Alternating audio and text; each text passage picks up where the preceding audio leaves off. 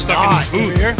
Have you ever heard that term, flex your pecs? Flex your pecs. We're gonna blow this thing up in 2020. Figure out what it is that they need to do to be better. Know your responsibilities and what you're responsible for. Are you in the bathtub? I'm like, get out of here, dude. How do you go above and beyond for your customer? Keynote on that sales thing, definitely. And I would say it's elementary. For the right pressure. I'm an old fat white rapper, okay? The Hackmaster. He has... No, I do have problems. Oh, no, he has problems, but the mics are off. Oh, good job. Okay. That's a really loaded question. Only if you want to win. Right. Because I try to treat every relationship I make in our industry as a personal relationship. Just like what Beyond the Surface is about. Don't like to dig, get really good at it. I love it. Beyond the Service, tune in. Yeah. Yep. Yo, what's up, everybody? Good morning. Good morning. We just got into our truck. Devin is hangry. If you don't know my wife, she gets hangry. So we have to roll out. But in the meantime, Only on the weekends, though. I think that it's a really good time for us to record a Beyond the Service right now. Due to COVID, filming's been really difficult. We've had to kind of come up with some different things. And yeah, I'm looking right there. I see your finger. Well, it's funny when you're recording with a phone, you want to look at yourself. Okay, give me the phone so you can drive. Okay, so we've been having, the reason why we want to do this is because we've been having some major problems with customers lately. And we wanted to talk about what our problems are right now with some of our customers and how we are trying to deal with them and help prevent these things from happening, because it's very important that you game plan with your team and you teach your team how to protect our company, each other. Yes, exactly. That's the right term to say. And it's also a good time for us to share these things, because I know that each and every one of you go through the same thing, have gone through something similar, the same type of issue. We're open for anybody's recommendations. So the title of this show is going to be Conflict Resolution Within Your Business.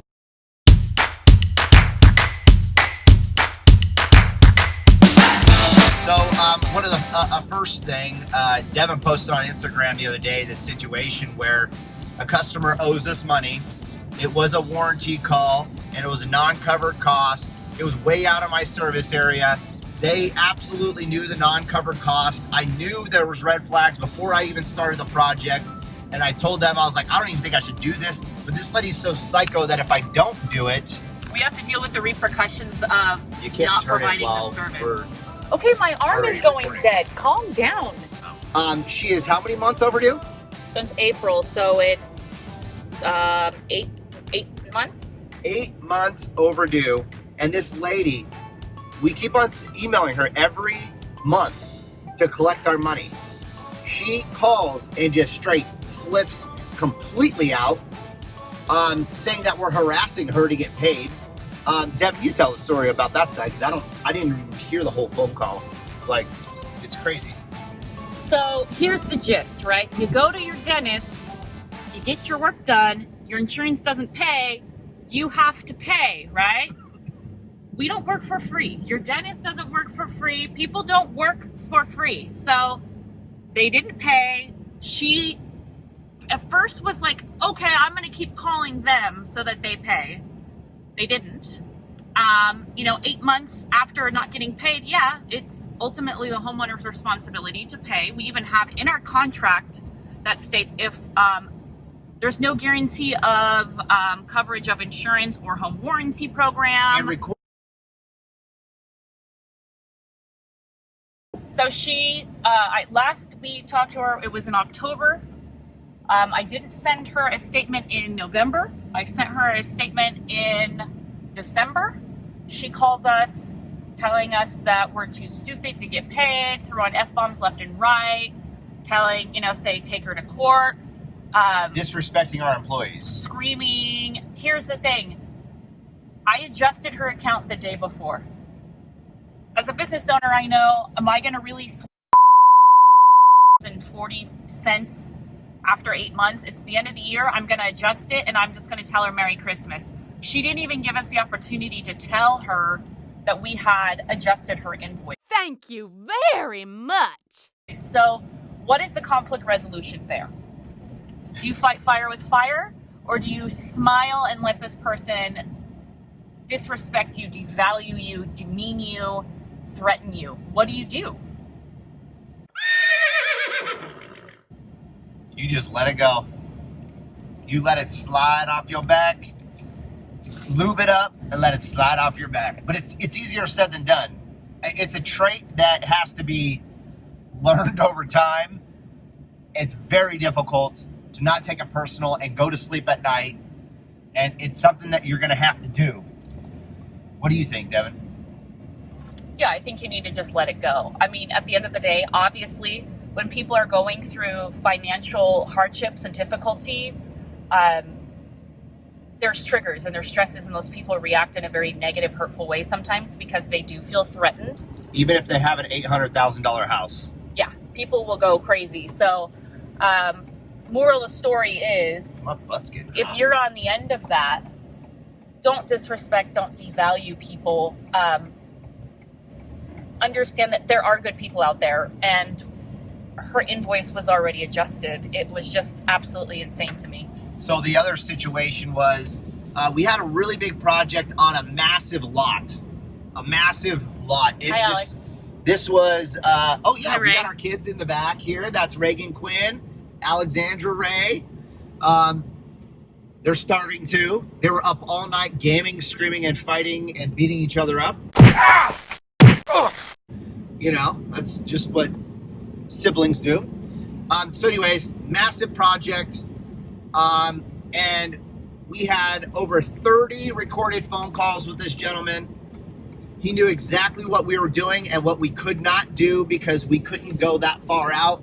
This was and anybody that's in plumbing knows you can't camera a foot out. Especially if there's no clean outs. And know what the problem is with no clean outs. So we had to install clean outs and address what we saw. At first, that was the first stage, and then we can get into other possible issues if there even are any. So we had told him what possibly may be going on outside the line or outside this area that we can camera. He knew well aware that there might be additional costs, and then he chose not to proceed with additional work that was recommended. He's saying that we didn't uphold our contract, which we absolutely did. And then he's mandating us to do the additional work that we recommended. And how do you deal with that stuff? Well, what you need to do is retain a lawyer no matter what. You always have a retainer on a lawyer. We have all of our different lawyers for different cases on speed dial. Unfortunately, that's what happens. Especially when you're in California. But anyways, the biggest thing is that as a customer service provider, we always want happy customers no matter what it takes. I don't want unhappy money in my bank. I'd rather give people all of their money back and sleep well at night. Kind of just what we were talking about with this customer with her insurance not paying. Yeah. The additional work was about... I'm like, you know what? Let's just... You're not supposed to talk about money. Let's just take care of it. And so we draw up a contract for this gentleman so that we can continue the extra work. He stops communication with us and then writes up a contract that he wants us to do, which is... And adjust our terms of service. Adjust our terms of services. And he's putting on, instead of 80 foot of replacement, he wants us to replace like 320 foot for free. I'm like, first off, you're not going to dictate to me what I'm going to do for you for free. That's not going to happen. And secondly, that's not even a problem, the other footage. So, long story short, how do we cover our asses when we're dealing with a situation like this? For one, we didn't tell our customer that he was on a recorded phone line all those 30 phone calls, which we should have done.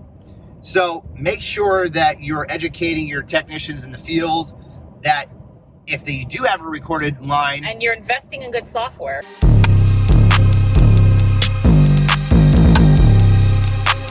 and you're investing into great software, that they are constantly telling their customers on every single phone call, and it doesn't matter what the situation is, that they're always on a recorded line before you can start a conversation. Same thing with, over the phone signatures, when you're getting credit cards over the phone, all of these things, you need to make sure that they're on a recorded line and that they know that they are. But conflict resolution, just make the customer happy, but not on their terms, on your terms. And if they don't want to play on your terms when you're trying to make the situation right, then it might be a time to go a little into some other legal issues. Conflict resolution. So I think the number one thing for conflict resolution is to be as preventative as possible. Preventative in the fact that you're learning from your mistakes and you're putting processes and systems in place to avoid these types of things from happening again. Whether it be creating checklists on specific type of jobs that you are requiring, get another manager, require another signature, require a second person to review all of these recommendations before we start.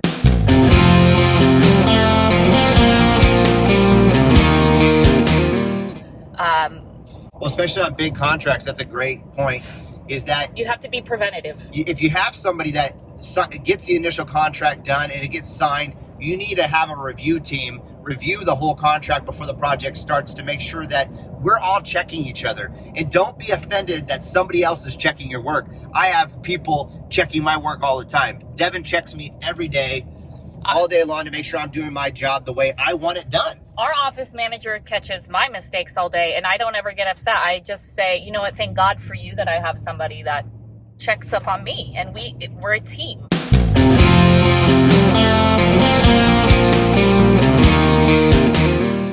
We are 100% a team. It's not any one of us not being perfect. Human error occurs, and when the human error occurs, you got to take responsibility, number one. You have to learn from it, and you have to put other preventative measures in place to avoid it, right?